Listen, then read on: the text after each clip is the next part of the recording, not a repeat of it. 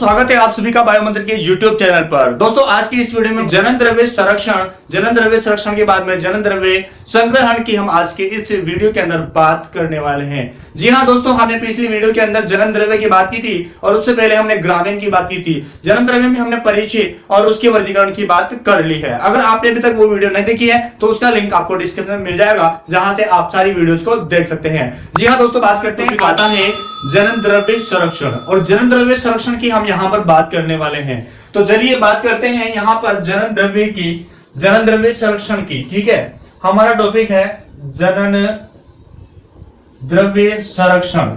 अब की सर इसको इंग्लिश में क्या कहते हैं? अरे भाई इंग्लिश में भी बताता हूं। ठीक है, देखो इसको कहते हैं क्या? Germ plasm conservation. क्या कहते हैं भाई? अरे वो लाडा समझ में आई यार, जर्म प्लाज्म कंजर्वेशन इसको कहते हैं। अब देखो जर्म प्लाज्म जनन द्रव्य हमने पढ़ा था कि किसी भी फसल के तथा जंगली संबंधियों के आनुवांशिक पदार्थ को क्या कहते हैं? जनन द्रव्य कहते हैं। आपने ये सुना था, लेकिन उसी आनुवांशिक पदार्थ को संरक्षित करना, उसी आनुवांशिक पदार्थ को संरक्षण देना, ताकि उसको हम आसानी से किसी भी खेत में उगा सके। ठीक है, ये बात आपको समझ में आ रही है? तो संरक्षण, जनन द्रव्य या आनुवांशिक पदार्थ को संरक्षण करना ही जनन द्रव्य संरक्षण कहलाता है। ठीक है, इसको किस तरीके से हम लिख सकते हैं? देखो, जनन द्रव्य को सुरक्षित करना, क्या कह सकते हैं? जनन द्रव्य को क्या करना? जनन द्रव्य को सुरक्षित करना। क्या करना? सुरक्षित करना क्या कहलाता है? जनन द्रव्य संरक्षण कहलाता है। या इसको हम कहें, यहां पर देखो, यहां पर क्या कह सकते हैं कि जनन द्रव्य को उगाने के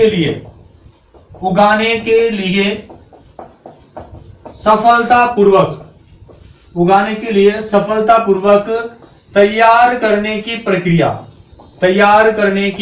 प्रक्रिया को हम क्या कहते हैं? जनन द्रव्य संरक्षण कहते हैं।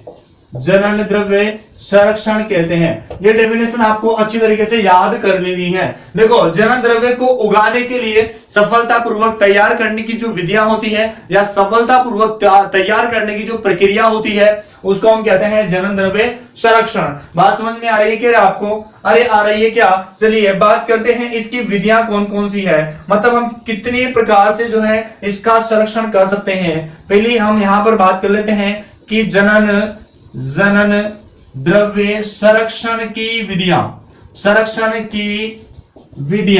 अब विधियां कौन सी है? विधियां कौन कौन सी है? देखो ध्यान से समझना है इसको। देखो ध्यान से समझना, पहली विधि हमारे पास में आती है कौन सी? अरे पहली विधि कौन सी आती है? स्वस्थान संरक्षण।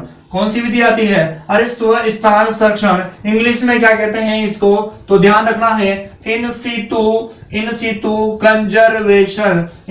कंजर्वेशन इसको इंग्लिश में कहा जाता है। अब भाई ये क्या है? अरे स्वस्थानीय संरक्षण क्या है? इसका मतलब यहाँ पे समझना आपको, जब जनन द्रव्य को किसी भी प्राकृतिक स्थान पर संरक्षित किया जाता है जो कि उसका उत्पत्ति स्थान रहा हो, यहाँ पर, या फिर हम कह सकते हैं कि वो पादप प्राकृतिक रूप से जहां पर उग रहा हो, उसी स्थान पर उसको संरक्षित करना क्या कहलाता है? स्वस्थानीय संरक्षण कहलाता है। इन सीटू कंजर्वेशन कहलाता है। डेफिनेशन हम लिख सकते हैं यहां से, क्या लिख सकते हैं कि जब जनन द्रव्य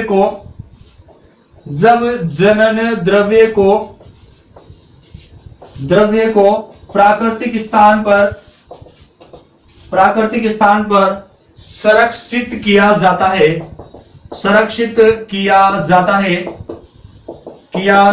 तो उसे हम कहते हैं स्वस्थानीय संरक्षण। ठीक है, अब एक और इंपॉर्टेंट बात आपको ध्यान रखनी है, वो क्या है कि भाई अगर मान लो ऐसा क्षेत्र बनाया जाए जो कि मानव गतिविधियों से क्या हो? मुक्त हो। ऐसा क्षेत्र बनाया जाए या ऐसा क्षेत्र बना हो जो कि मानव गतिविधियों से क्या हो? मुक्त हो, तो ऐसे स्थान को हम क्या कहते हैं? या फिर जहां पर जनन द्रव्य को किसी प्रकार का कोई नुकसान ना हो, तो इस क्षेत्र को हम कहते हैं जीन सेक्चुअरी। क्या कहते हैं? जीन सेक्चुअरी। तो यहां पर हम लिख सकते हैं क्या कि जिन क्षेत्रों को मानव मुक्त किया गया हो तथा जनन द्रव्य को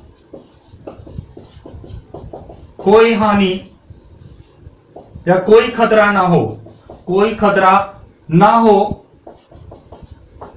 हो ऐसे क्षेत्र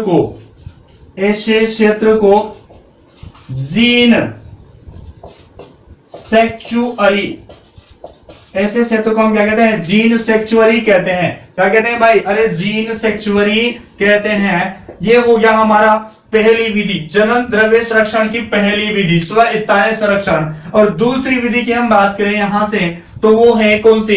अरे वो कौन सी है? बाह्य स्थानीय संरक्षण। क्या नाम है? बाह्य स्थानीय संरक्षण।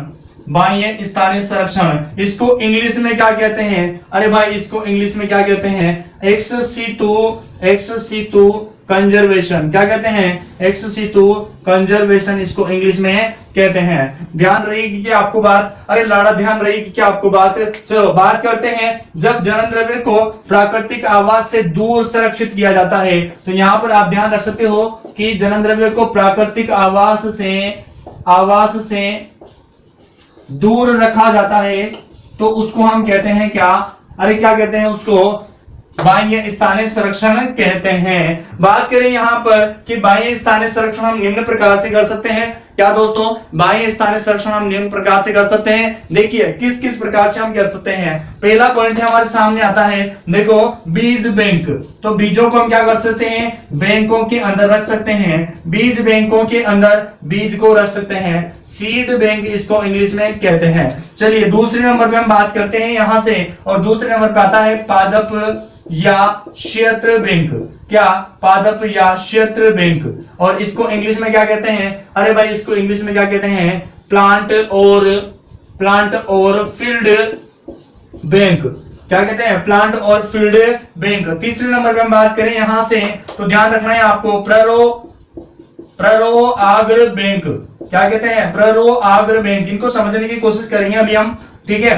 देखो प्ररोआग्र बैंक इसको क्या कहते हैं? Suit tip bank. क्या कहते हैं? Suit tip bank. ये ध्यान रखना है आपको, सूट टिप बैंक इसको कहते हैं। बात करें यहां पर 4 पॉइंट की, और 4 पॉइंट हमारे सामने आता है कोशिका एवं अंग बैंक। कोशिका एवं अंग बैंक। तो ध्यान रखना है आपको, cell and organ bank. Cell and organ bank आपको ध्यान रखना है। और 5वें नंबर पे हमारे पास में आता है डीएनए बैंक। तो ये सारे पॉइंट आपको ध्यान रखना है जो कि बाह्य स्थानीय संरक्षण के लिए बनाए गए हैं। अब देखो यहां पर समझने की कोशिश करते हैं हम कि प्राकृतिक आवास से दूर रखा जाता है तो ऐसे स्थान को हम कहते हैं बाह्य स्थानीय संरक्षण। ठीक है, पहला इसके अंदर आता है बीज बैंक, जहां पर बीजों को रखा जाता है। पादप या क्षेत्र बैंक, मतलब या तो कोई पादप होगा या कोई क्षेत्र होगा, तो उस क्षेत्र का जो है पूरा का पूरा नियंत्रण यहां पर इस बैंक के अंतर्गत किया जाएगा। बात करते हैं प्ररोआग्र बैंक। प्ररोआग्र बैंक का मतलब क्या है कि किसी पादप के जो ऊपर वाला टिप होता है, ऊपर वाला जो छोर होता है, उसको संरक्षित कर लिया जाता है इस बैंक के अंतर्गत। बात करते हैं कोशिका, मतलब पादपों के अंदर जो कोशिकाएं हैं और उनके अंग हैं तो उनको एक बैंक के अंदर संरक्षित कर लिया जाता है। उनके डीएनए को भी एक बैंक के अंदर संरक्षित कर लिया जाता है। तो ये हमारा हो गया क्या? अरे क्या हो गया? जनन द्रव्य संरक्षण। आई होप आपको याद। तो हमने जो है अभी तक जनन द्रव्य संरक्षण की विधियां पढ़ी है, स्व स्थानीय संरक्षण और बाह्य स्थानीय संरक्षण। उसके बाद में हमारा एक और मुख्य टॉपिक आता है जनन द्रव्य संरक्षण की क्रियाएं। क्रियाएं कौन कौन सी हमें करनी पड़ती है इसके अंदर, देखो ध्यान से समझेंगे हम सारी की सारी क्रियाएं कौन कौन सी है। तो हमारा टॉपिक है यहाँ से जनन द्रव्य संरक्षण की क्रियाएं। ध्यान रखना है आपको, क्रियाएं कौन कौन सी करनी है आपको, एक्टिविटीज कौन कौन सी करनी है, तो वो सारी ध्यान रखनी है आपको। एक्टिविटीज की हम बात कर रहे हैं। सबसे पहली एक्टिविटी जो है आपको क्या करना पड़ेगा, जनन द्रव्य को अलग अलग किस्मों से या फिर उनके संबंधियों से एकत्रित करना पड़ेगा। कहने का सीधा सीधा मतलब यह है कि सबसे पहले आपको जनन द्रव्य को इकट्ठा करना पड़ेगा। ठीक है, तो पहली क्रिया तो हमारे सामने आ जाती है संग्रह की। किसकी क्रिया आ जाती है भाई? संग्रह की आ जाती है। इसका मतलब है कलेक्शन करना। अब देखो कोई भी चीज हमने खरीद ली तो उसकी देखभाल करना सबसे ज्यादा जरूरी हो जाता है। क्या दोस्तों, अरे उसकी देखभाल करना ज्यादा जरूरी है। अगर हम देखभाल नहीं करेंगे तो चीज खराब हो जाएगी। तो इसका मतलब यह है कि हमने जो किस्में यहाँ पर संग्रह की है, इकट्ठी की है, उनका क्या करना जरूरी है? अरे भाई उनकी देखभाल करना जरूरी है, मतलब उनकी संरक्षण करना जरूरी है, कंजर्वेशन करना क्या है? जरूरी है। अरे मेरे भाई समझ में आई क्या तेरे बात? अरे तीसरे नंबर पे हम बात करते हैं, संग्रह कर लिया, संरक्षण कर लिया, अब क्या करेंगे? अरे उनको हम देखेंगे कि कौन सी किस्म किस तरीके की है और कौन सी अच्छी और कौन सी खराब है। क्या इसके अंदर कोई खरपतवार तो नहीं आ गया है? तो हम इसका क्या करेंगे? अरे भाई मूल्यांकन करेंगे। क्या करेंगे रे? अरे मूल्यांकन करेंगे। मूल्यांकन मतलब इवेल्यूशन इसका हम कराएंगे, इवेल्यूशन इसका हम करेंगे, इवेल्यूशन इसका हम करेंगे। अरे भाई जब हमने इवेल्यूशन कर लिया तो अब क्या करेंगे? अरे इनकी सूची बनाएंगे। अरे कौन सी सही है, कौन सी गलत है, तो इनका सूचीबद्धन करेंगे हम। सूचीबद्धन मतलब कैटालॉगिंग इनका हम करेंगे, कैटालॉगिंग इनका हम करेंगे। अब देखो इसके अंदर हम प्रजाति का नाम और कौन कौन सी प्रजाति से हमने लिया है, तो इस तरीके से इसको हम यहाँ पर क्या कर लेंगे? सूची बना लेंगे। भाई ये हमने जो है अच्छी वाली किस्में छांट ली है इसके अंदर से। सबसे पहले हमने क्या किया भाई? अरे संग्रह किया। दूसरे नंबर पे संरक्षण किया। संरक्षण करने के बाद में क्या किया? अरे उसका मूल्यांकन किया। मूल्यांकन करने के बाद में उसकी सूची बनाई और सूची बनाने के बाद में उसका क्या करवाएंगे भाई? अरे क्या करवाएंगे रे? अरे उसका गुणन करवाएंगे और गुणन करवाने के बाद में उसको हम क्या करेंगे? अरे वितरण कर देंगे। वितरण कर देंगे मतलब पहले तो हम उसमें क्या करवाएंगे? मल्टीप्लिकेशन करवाएंगे और मल्टीप्लिकेशन करवाने के बाद में क्या करवाएंगे भाई? अरे मल्टीप्लिकेशन करवाने के बाद में उसका डिस्ट्रीब्यूशन करवा देंगे, डिस्ट्रीब्यूशन करवा देंगे या इसको डिस्ट्रीब्यूट कर देंगे। नेक्स्ट 6 नंबर पे अब हमने डिस्ट्रीब्यूट कर दिया, सबको दे दिया है। अब वो क्या करेंगे? उस चीज का उपयोग करेंगे। अरे भाई क्या करेंगे रे? अरे उपयोग करेंगे। अरे उसका यूटिलाइजेशन करेंगे, यूटिलाइजेशन करेंगे। क्या करेंगे भाई? अरे यूटिलाइजेशन करेंगे। कर छोरा समझ में नहीं करता रहा। अरे आगे ना संग्रह, संरक्षण, मूल्यांकन, सूचीबद्ध, गुणन, वितरण और उपयोग, ये सारी की सारी क्रियाएं जन द्रव्य संरक्षण के अंतर्गत की जाती है। अब एक और मोस्ट इंपोर्टेंट पॉइंट की मैं बात करूंगा आपसे, जो कि एग्जाम के अंदर क्वेश्चन पूछ लिया, और इसके बाद में हमारा टॉपिक आता है जनन द्रव्य संग्रह। ठीक है, बात करते हैं जनन द्रव्य संग्रह के बारे में। चलिए ध्यान से देखना, बोर्ड पे पूरा का पूरा ध्यान रखना चाहिए। ठीक है, तो फिर उसके बाद में हम रसगुल्ले खाएंगे। देखो इधर जनन द्रव्य संग्रह, जनन द्रव्य संग्रह, इसको हम इंग्लिश में क्या कहते हैं भाई?